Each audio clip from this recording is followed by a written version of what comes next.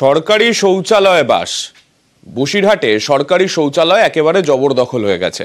টাকি রোডের ধারে শৌচালয় দখল করে বাস করছেন মানুষজন। 7 বছর ধরে শৌচালয় সপরিবারে বসবাস, শৌচালয় জবরদখলে ইতিমধ্যেই বসিরহাট থানায় অভিযোগ দায়ের।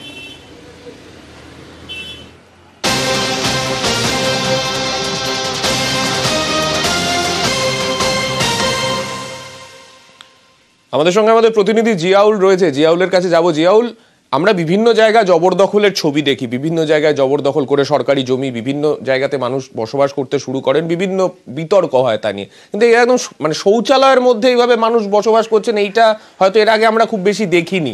কি অভিযোগ মূলত?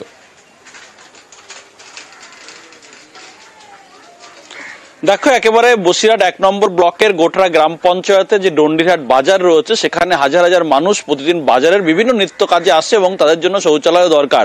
সেই কথা মতো সরকারিভাবে প্রায় না হলে লক্ষ লক্ষ টাকা ব্যয়ে একটি শৌচালয় তৈরি করা হয়েছিল বছর 7 আগে। কিন্তু সেই শৌচালয় দখল করেছেন এলাকারই এক বাসিন্দা। তিনি তার সপরিবারে সেই শৌচালয়ের মধ্যেই বসবাস করছে 7 বছর ধরে।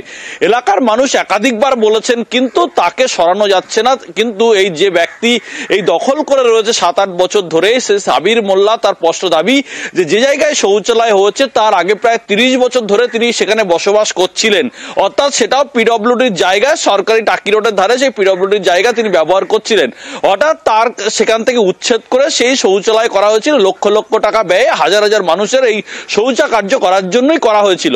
কিন্তু তাকে এটাও বলা হয়েছিল যে এইখানে শৌচালয় হলে তাকে জবরদখল করে তাকে সরিয়ে দেওয়া হবে এবং পরবর্তীকালে যে শৌচালয় হবে তার উপরে তাকে ঘর করে দেওয়া হবে। কিন্তু সেই ঘর আর করে দেওয়া হয়নি। ফলে পুরোটাই সেই শৌচালয় যেহেতু ঘর করে দেয়নি তার উপরে, ফলে তিনি নিচের অংশটা পুরোটাই কিন্তু দখল করে রেখেছেন এই 7-8 বছর ধরে। একাধিকবার তাকে জানিয়েছেন, কিন্তু তিনি কোনো কর্ণপাত করছেন না। ফলে যারা বলছেন শৌচাকার্য করার জন্য সেখানে যাচ্ছেন, ফলে সবাইকে হুমকি দিচ্ছে যে এখান থেকে শৌচাকার্য করা যাবে না, ফলে সেটা তার জায়গা। ফলে তিনি শৌচালয় করেছেন সরকারিভাবে, কিন্তু তিনি দখল করেই রাখবেন যতক্ষণ না পর্যন্ত তার অন্য জায়গায় পুনর্বাসন বা ঘর না তৈরি করে দেবেন। ফলে তা নিয়ে কিন্তু বিতর্ক শুরু হয়েছে। ফলে এলাকার মানুষের বারংবার বলেও কোনো কাজ হচ্ছে না।